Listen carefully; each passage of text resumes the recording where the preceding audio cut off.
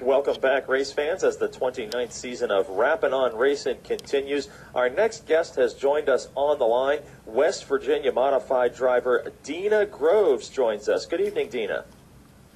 Good evening.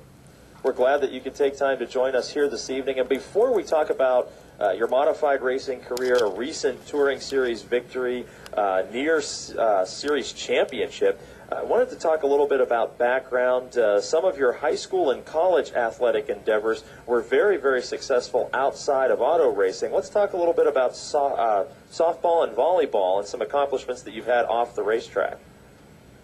Yeah, I started, when I first started, I played baseball, and I was with all the guys and stuff, and I made the baseball all-star team, and then it's time to move up. My mom didn't want me to go to Babe Ruth with the older guys. They all had to go ponies, so I decided to play softball. And we started playing traveling and stuff, and then I was 14 and got on an 18-under team, and we got fifth in the World Series, and that qualified us for the Super Series, and we went down to Vegas and got seventh in the Super Series, so that was pretty neat. We got to play in front of Olympic coaches and team players and stuff. And then that worked me into I played volleyball and basketball in high school also. Volleyball, I never played it or anything, never even heard of it until my freshman year, and they wanted me to play, and I ended up really liking it as my second favorite sport, and we got on the Wall of Fame for the most points ever scored in volleyball through a career. And but after that, I ended up playing softball at Fairmont State and earned a softball scholarship. I was a four-year starter and was Division II, ranked 12th in the nation for Division II, double sit my senior year, and first team all-conference. And as a freshman, I was player of the week a couple times, so that was pretty neat. I mean, that was very successful, my sports stuff, and now I guess it's just working over to racing. And in addition to the sports, I know academically some success there as well, as you graduated from Fairmont State. Is that correct? Correct. Yeah, I got my bachelor's degree in health science, so that was pretty neat.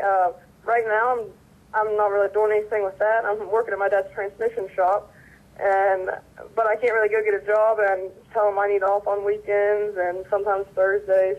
So with racing and stuff, it's good that my dad owns a shop and I have a job right now. And speaking of your dad, for the fans here listening to our show in Western Pennsylvania, back to the days of the Gator Harris late model number 55, back to the number 32, the Melvin's transmission machine. Your father, very, very successful throughout our area as a late model driver. At what age do you remember watching your father compete, and what accomplishments of his career stand out in your mind? He's going to be so excited that you know him as a late model driver, not a modified driver. Let me tell you that. No, I started going to the races when I was 4 months old, and my first race was at Pittsburgh Speedway, and just all the way up, Dad's always successful in all the late model stuff. I mean, when Stars would come, Stars event, which used to be the Max, and then I'm not sure if they're still around or not, but they used to come to Interstate, and all the big guys were there, and Dad was one of the top guys, and just traveling at all different tracks, and he was one of the top guys, and real clean driver. And I worked on his cars, his late model cars. I know how hard he worked on him in the shop and stuff, and that's why he's so successful. Well, Deana, if we go way back, I actually had an opportunity to race against your dad when he was in the semi-lates, and I saw him in Victory Lane a lot, but I don't think I ever saw a bigger smile than the night you won at Pittsburgh, and he was just standing over there, and he was beaming. He's so proud of what you've accomplished, and maybe even more than some of the things that he accomplished. Oh, yeah, when I won my just the recent Renegade Tour race at Tyler County Speedway, that was the Dixon Classic, and there was the 8th annual of it, no girls ever won it, so the first female to win it and the first modified driver to win at Tyler County. And he told someone that win right there beat any win he's ever had, even in Florida and stuff. So that means a lot. That I know he's just as proud of me, and I'm making him proud. So. Well, now let's get down to talking about race cars and your career in particular. As a modified driver winning at several speedways, did you begin in the modifieds, or was there any stepping stones such as maybe, I know in the West Virginia area, the modified lights are popular, the mini wedges. What was the first form of a race car that you actually drove? When I was probably 10 or so, I raced some go-karts, but I only raced that about 7 times.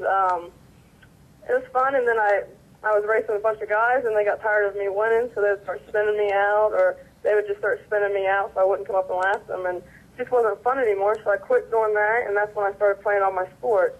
But when I was in softball, college softball, they didn't want me racing or anything, so I waited until I was done, and then this is my 4th year now, and Dad got me my first time. It was in a Leaf Spring car, so I jumped right into the modifieds, actually. Now, with the accomplishments, you mentioned the win at, Dawn mentioned the win at Pittsburgh's Pennsylvania Motor Speedway, and taking a look at your bio, wins at Elkins, Roaring Knob, Pennsylvania Motor Speedway, Tyler County Speedway. What of your victories, obviously a first career win is always memorable, but racing with a couple of different touring series as you have, which of the victories stands out in your mind most at this point as the one that you want to tell people about first when the topic of your racing career comes up? I would say the one just a couple weeks ago at Tyler County Speedway. That was the biggest one in my career. It was a Renegade race, and, I mean, that tour has all the best of the best on the East Coast. Jake Hawkins got second. Bobby Kitchens, which, I mean, I've known him since he's raced with Dad, and he really took me under my wing and stuff like that to help me out. So beating him, and then Bart Hartman got 4th. And the Dixon Classic, it's real special to me. The Dixons have been always close to us. They used to have our race cars, and it's honoring one of their brothers, and I just know how much it means to them, and it was neat. The trophy they gave us was actually one of his. My trophy was Atomic Speedway from 1971. And, I mean, it's real marble. I mean, there's no trophies like that anymore, and I just know how much it meant to them. And it was just beating those guys, and everyone was there to see it. After a big win, most drivers in Victory Lane thank sponsors and crew. And with your dad and all the knowledge that he brings into the race shop, you mentioned working with your dad through the week as a full-time profession. How much time do you spend with the race cars during the week? Is your job with the race team more focused on trying to land sponsors, working the telephones to get those, or is your job a little more hands-on, putting in the setups, changing the springs, the shocks, and adjusting the race car? During the day, 8 to 5, I work at the transmission shop, and that's over with Dad, and then the race shop's right next to it. So when we're done there, we just go straight to the race shop, and no, I got to work on there. I'm under there washing the car, changing tires, springs, everything. I just took off the body just tonight, and we're putting a new body on that. So no, I'm definitely hands-on. If I wasn't, then we wouldn't be racing. So, but I mean, just because he's always made me do that, and I know so much more about the car. I know how it handles, what change I could do here and what change I could do there, and what it's going to do, if it's going to improve it or not. Now, with great success in the modified division and the feature wins, touring series victories, a near championship, looking down the road, and since you started your career in a modified, your region of the country as well as here in Western Pennsylvania, there are opportunities to travel with a modified, but where do you see yourself in the racing world? Of course, with your father being so successful in the late models and the modified chassis being so close to a late model chassis, are you looking ahead to dirt track late models at some point, and what sort of goals have you set for the long-range future in your racing career? I mean, I think my furthest goal, my main goal would be end up in NASCAR. I mean, I guess every racer's dream. Right now, I mean, it's just so expensive for late models. Even on if you want to run with the good guys, I mean, the motors cost like $40,000, and that's just the motor itself. And modifieds, I mean, they're not as expensive, but they've got to that point. But if you go down to Ohio and stuff, I mean, that's the biggest class is the modifieds down Ohio, down the southern part and stuff like that. I mean, look, you have Bart Hartman running it. Rick Auckland's running our series now. Nick Hoffman down from North Carolina. And then the Dillons, they run the modified. So there's a lot of exposure in the modifieds. Just down in West Virginia and up in Pennsylvania, there's just not as many modifieds. So, I mean, hopefully I can keep moving up. I would like to land a ride sometime. That would be ideal. Bobby Lake let me ride one of his late models 2 years ago, and that was pretty neat. It was a lot different than the modified, a lot bigger, and a lot of brakes are better, steering's better. So I like to get in where it's fit for me and see what I can do with that. You mentioned Bart Hartman, Rick Auckland, drivers that I'm sure you race with on a more regular basis, the Dillons, and I know I tend to see your father walking around at Volusia Speedway in Florida where Ken Schrader and Clint Boyer and drivers are racing. When you arrive at the track and Bart Hartman, Rick Auckland are in the pits, is your first reaction, oh man, look at who I got to beat tonight, or are you excited to have the opportunity to follow a guy like that, to learn from them? What's your reaction when the big name drivers show up in the pits when you're competing? Oh, I mean, I love it. Me and Bart, we're really close. I'm running a Outlaw by Shaw this year, and it's by two brothers, and Bart actually helped design this one, so me and him are the only ones that have it so far, and he really helps me out, and we help him out on setups and stuff, so I can go to him and ask for advice, what he's doing with the track. But Bobby Kitchens, he's really helped me out. He's been in the modified. I mean, I've known him ever since I was probably like 13 or so, so I was really close with him. But all those good guys just makes me that much better, and if I'm going to want to be the best, I want to race against the best too. And an opportunity certainly for all of our listeners for you to thank your sponsors and your crew, because I know as we have some photos of the car here, certainly some logos on there of corporations that have helped you to put this equipment together, and probably some other crew folks that have made this car a winning ride for you. Yeah, our crew's not very big. It's just me, my mom, dad, and my friend Dan Johnson. He works at the transmission shop. He's helping us out this year.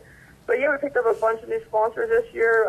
We're not in the GRS this year. We went and Junior Nolan from Two Brothers gave us a good deal, and we thought it was just the best for me right now, where he has Bobby Kitchens right there, and then Bart Hartman as his house drivers.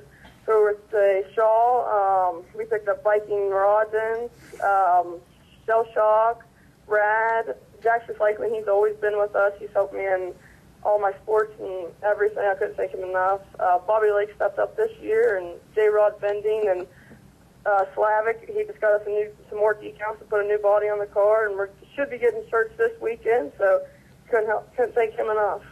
I mean, it's always tough with the economy how it is, and always looking for new sponsors, so I just appreciate it so much. Well, fans, if you're interested in reading more about Deana Groves, you can pick up this July edition of Dirt Modified magazine, as Deana Groves is the cover story in a feature article that's contained inside some outstanding photography and a great story there. So we invite the fans to check out Dirt Modified magazine. And Deana, thank you so much for joining us this evening. We really appreciate you taking time to share your thoughts with the race fans of Western Pennsylvania. Hey, thanks for having me on. That was Deana Groves. We appreciate her joining us, winning modified driver throughout West Virginia, Pennsylvania, and Ohio. And we'll be back with more Rapin on Racin after this. This portion of today's program was brought to you by M. Reno.